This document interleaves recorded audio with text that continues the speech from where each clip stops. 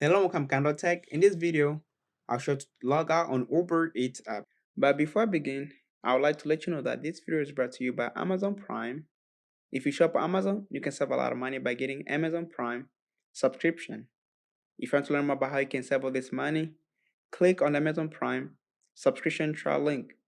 You can find this link in the video description.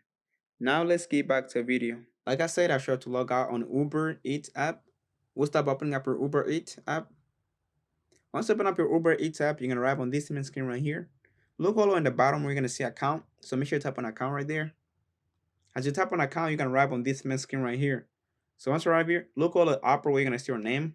And make sure you tap on where it says view account. As you see right there. Tap on that. Then you're going to arrive on this main screen right here. Look all in the bottom where it says sign out. That's right there. So tap on sign out. And sign out. And that's how you log out on Uber Eats app. If you have like any other questions, leave them in the comment section below. Don't forget to check out the Amazon Prime subscription trial. You can find them in my video description. And thank you for watching.